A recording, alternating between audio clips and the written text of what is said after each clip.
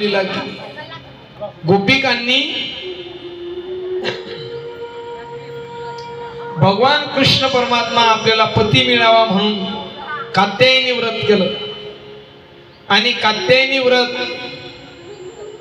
धारण केल्यानंतर कात्यायनी मातेची काय पूजा करू लागली।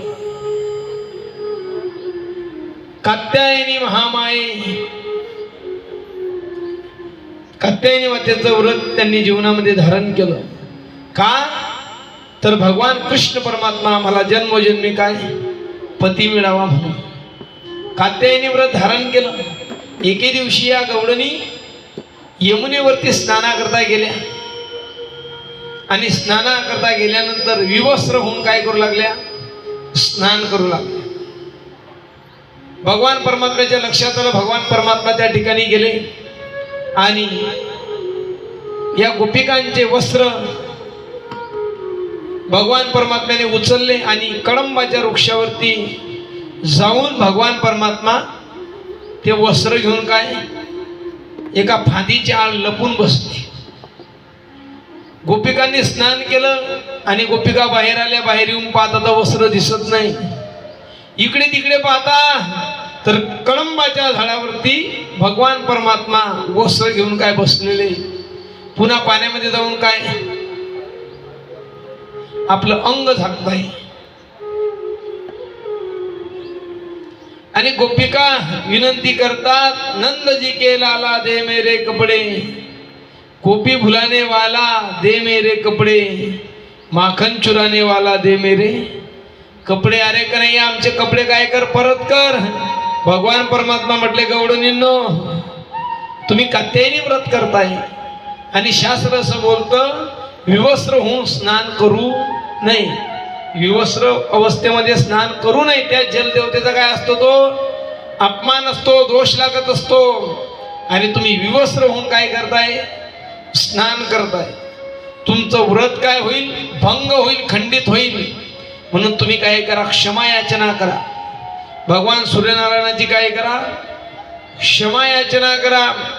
आणि भगवान परमात्म्याच्या सांगण्यावरून गवळणींनी भगवान सूर्यनारायणाची काय केली, क्षमा याचना केली आणि भगवान परमात्म्याने गोपिकांना काय दिले, त्यांचे वस्त्र परत केले। काही लोक भगवान परमात्म्याच्या या लीलेवरती आक्षेप घेतात की तुमचा देव काय कामी कामी। त्या लोकांना सांगेल की आमचा देव कन्हैया हा कामी नाही महाराज। ज्या भगवान परमात्म्याचं चिंतन केल्यानंतर काम काय होतो, नष्ट होतो, असा आमचा काय आहे भगवान परमात्मा आहे। भगवान परमात्मा कामी नाही। अहो भगवान परमात्म्याचं चरित्र आपण श्रवण केल्यानंतर किती कामी मनुष्य असला तर तो निष्काम होतो, असं भगवान परमात्म्याचं काय चरित्र आहे। आणि बघा भगवान परमात्म्याने गोपिकांचे वस्त्र ज्यावेळेला चोरले त्यावेळेला भगवान परमात्म्याचं वय सुद्धा काय होतं, 4-5 वर्षाचं होतं। त्या गवळणी सुद्धा फार मोठ्या नव्हत्या, 4-5 वर्षाच्या काय होत्या, गवळणी होत्या। आणि अशा अवस्थेमध्ये जीवाच्या ठिकाणी काम नावाची वस्तू शिल्लक राहत, त्यांना काम काय हे समजत नाही। मुलं हे निष्पाप असतात, असे निष्पाप जीव। म्हणून भगवान परमात्म्याची लीला ही कामाचं हरण करणारी अशी वस्त्र हरण लीला आहे। भगवान परमात्म्याने वस्त्र हरण लीला केली। पुढे यज्ञपत्न्यांवरती भगवान परमात्म्याने कृपा केली। भगवान परमात्मा अरण्यामध्ये गायी चारत असताना एके दिवशी गोपाळांना भूक लागली। गोपाळ म्हटले, कन्हैया अरे आम्हाला भूक लागली, आम्ही घरून डबे काही आणले, आम्ही घरून शिदोरी आणली नाही। भगवंत म्हटले, काळजी करू नका। यमुनेच्या तीरावरती ऋषींनी काय केलेलं आहे, यज्ञाला प्रारंभ केलेला आहे। त्या ठिकाणी तुम्ही जा, माझं नाव सांगा आणि खायला भोजन घेऊन या। गोपाळ म्हटले ठीक आहे का नाही तू म्हणतो तसं. गोपाळ त्या ऋषींजवळ गेले, त्या यज्ञ मंडपात गेले आणि त्या ऋषींना सांगू लागले की आमच्या कन्हैयाने खाण्याकरता शिदोरी मागितली. त्या ऋषींनी या गोपाळांना हाकलून दिलं, जा कुठला कन्हैया, कोण कन्हैया, आम्ही काय त्याच्याकरता शिदोरी तयार करतोय, आम्ही साक्षात जगाच्या बाप्पा करता नैवेद्य या ठिकाणी तयार करीत आहोत. आणि ऋषींनी गोपाळांना शिदोरी दिली नाही, परत पाठवलं. गोपाळ नाराज होऊन आले. भगवान परमात्मा म्हटले का रे शिदोरी आणली नाही. आता गोपाळांना संताप आला होता. गोपाळ म्हटले फार बळ आहे का मारतो, आपलं नाव सांगा, आपलं नाव सांगा, तुका काही सरपंच आहे का. तिथे आपलं नाव सांगा, इकडे आपलं नाव सांगा. आपलं नाव सांगलं की तुमचं काय होईल, काम 90% झालं समजा. अरे तुझं नाव सांगितल्यानंतर 90% काम होत नाही, उलट 100% वरून द्यावे लागतात. तुझं नाव घेतल्यानंतर आमचं काम होत नाही, काम बिघडतं. कागदावर वजन ठेवावं लागतं, त्यावेळेला काय होतं, काम होतं. तू सांगतो आमचं नाव सांगा, तू कोण लागून चालला. गोपाळ भगवान परमात्म्याला नको नको ते बोलले. भगवान परमात्मा म्हटले का रे तुम्ही शिदोरी कोणाकडे मागितली. हे म्हटले ऋषींकडे. भगवान परमात्मा म्हटले अरे तुम्ही वेडे, ऋषीकडे मागू नका, त्याचे ऋषी पत्नी आहे ना त्यांच्याकडे जा आणि त्यांना माझं नाव सांगा. गोपाळ म्हटले कन्हैया एकदा गेलो, आता पुन्हा पुन्हा जाणार नाही. अरे त्या ऋषी मुनींनी फक्त आम्हाला मारणं काय ठेवलं होतं, शिल्लक ठेवलं होतं, तुझं नाव सांगलं, अपमान झाला, खाली हात परत यावं लागलं. तू म्हणतो काय आपलं नाव सांगा, आपलं नाव सांगा, तू कोण आहे रे, तुझं नाव सांगलं. भगवान परमात्मा म्हटले गोपाळांनो ऐका, आता फक्त एकदा ऋषी पत्न्यांकडे जा. आणि त्या ठिकाणी गोपाळ त्या यज्ञ पत्न्यांकडे निघाले. त्या ऋषी पत्न्यांजवळ भगवान ते गोपाळ आले आणि गोपाळांनी सांगितलं आई यमुनेच्या तीरावरती आम्ही गायी चारतोय आणि कन्हैयाने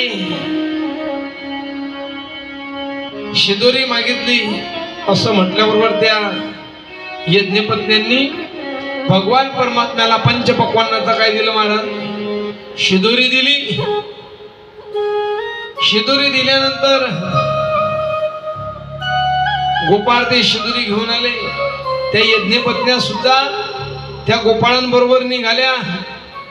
त्यांना कळालं की कन्हैया काय आपल्या आश्रमाजवळ यज्ञपत्न्या भगवान परमात्म्याला भेटण्याकरता निघाल्या. या ऋषींनी अडवलं, पुढे चालल्या. ऋषी मुनी जाऊ देत नाही. या यज्ञपत्न्या म्हटल्या आम्ही भगवान परमात्म्याला भेटण्याकरता निघालो. या ऋषींचं न ऐकता या यज्ञपत्न्या भगवान परमात्म्याला भेटण्याकरता निघून आल्या. एका ऋषीने आपल्या पत्नीला अडवलं. त्याने सांगितलं जायचं नाही, मी तुझा काय पती आहे. ती ऋषी पत्नी म्हटली या देहावरती काय तुमचा अधिकार आहे, माझ्या आत्म्यावरती तुमचा काय नाही अधिकार नाही. म्हणून त्या ऋषी पत्नीने आपल्या देहाचा काय केला, त्याग केला आणि आत्मस्वरूपाने भगवान परमात्म्याला भेटण्याकरता निघाली. भगवान परमात्म्याने त्या सर्व यज्ञपत्न्यांवरती काय केली, कृपा केली. त्यांचा सुद्धा काय केला, उद्धार केला. असा हा सच्चिदानंद भगवान परमात्मा, या भगवान परमात्म्याने अनेकावरती काय केली महाराज, कृपा केली. वाट पाहिली शबरी माता म्हणायच्या की माझे भगवान माझे प्रभू कधी येतील, मला भेट देतील आणि मला भगवंताचं काय होईल, दर्शन होईल. दररोज शबरी माता कंदमूळ फळं आणायच्या, गोड करायच्या आणि भगवान परमात्म्याची काय पाहायच्या वाट पाहायच्या की माझा प्रभू माझे प्रभू मला कधी भेटायला येतील. दररोज भगवान परमात्म्याची वाट पाहायच्या. ये रे माझ्या रामराया भोळ्या शबरीची ही वेळी माया, अशी दररोज वाट पाहायची. आणि एक दिवस भगवान परमात्मा शबरी मातेला भेटण्याकरता आले आणि शबरी मातेचं भाग्य उदयाला आलं. आणि शबरी मातेने भगवान परमात्म्याला बसण्याकरता आसन दिलं. जे काही फळं होते बोरं होते ते खाण्याला दिले. आधी शबरी माता खायची आणि नंतर भगवंताला द्यायची. गोड आहे का खारट? जे खारट वाटायचं आंबट वाटायचं ते काय फेकून द्यायची आणि जे गोड होतं ते काय भगवान परमात्म्याला खायला द्यायचे. असं शबरी मातेचं भगवान परमात्म्यावरती काय प्रेम. आणि भगवान परमात्म्याने शबरीचा सुद्धा काय केला महाराज उद्धार केला. शबरी मातेचं भाग्य उदयाला आलं आणि शबरी मातेला भेटण्याकरता भगवान परमात्मा आले. आपल्याला सुद्धा भेटण्याकरता भगवान परमात्मा 550 वर्षानंतर या देशामध्ये या अयोध्येमध्ये भगवान परमात्मा आले. हो मेरी झोपड़ी हरी हो मेरे झोपड़ी के भाग आज खुल जाएंगे खुल जाएंगे राम आएंगे. हो मेरी झोपड़ी के भाग आज खुल जाएंगे राम आएंगे. राम आएंगे आएंगे राम आएंगे. हो राम आएंगे आएंगे राम आएंगे. राम आएंगे आएंगे राम आएंगे. राम आएंगे आएंगे राम आएंगे. हो मेरे झोपड़ी के भाग आज खुल जाएंगे कि राम आएंगे. मेरी झोपड़ी के भाग आज खुल जाएंगे राम आएंगे.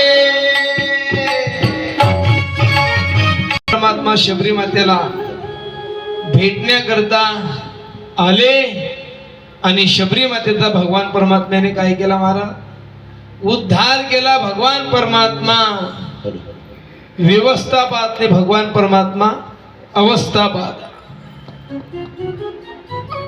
आणि म्हणून भगवान परमात्म्याला काही लागत नाही महाराज. थोर प्रेमाचा भुकेला हाची दुष्काळ त्याला त्या भगवान परमात्म्याला तुम्ही शुद्ध अंतःकरणाने आवाज द्या. तो भगवान परमात्मा आल्याशिवाय राहत नाही.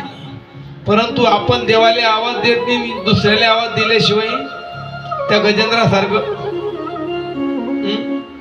ज्याला आवाज द्यायचा त्याला आवाज देत नाही. ज्याला देऊ नये त्याला दिल्याशिवाय राहत नाही. म्हणून भगवंत आपल्या जवळ काही येत नाही. भगवान परमात्म्याला भाव लागतो. भाव काही न लगे एक भावची कारण तुका म्हणे आन विठोबाची. भाव बळे आकडे एरविना कडे कर तरी आवडे तैसा हरी. देवाला जर आडवायचं असेल तर शुद्ध भावाने काय भगवंत आडवल्या जातो. नाहीतर संपत्ती तप जप ध्यान किती करा तो काय हाती लागत नाही. अहो भगवान परमात्मा चांगल्या चांगल्यांच्या काय हाती लागलेले नाही. यम ब्रह्मा वरुण इंद्र रुद्र चांगले चांगले इंद्र महेंद्र धर्मेंद्र जितेंद्र सर्व काय थकले. पण भगवान परमात्मा काही त्यांच्या हाती लागला नाही. तो भगवान परमात्मा त्या गोपाळांना काय झाला महाराज सहज प्राप्त झाला. त्या गोपाळांचं अनेक जन्माचं पुण्य काय त्या ठिकाणी उदयाला आलं आणि भगवान परमात्मा त्या गोपाळांसमवेत त्या ठिकाणी काय खेळ खेळताय, लीला करताय. अनेक लीला भगवान परमात्म्याने केल्या. पुढे गोवर्धन लीला येते.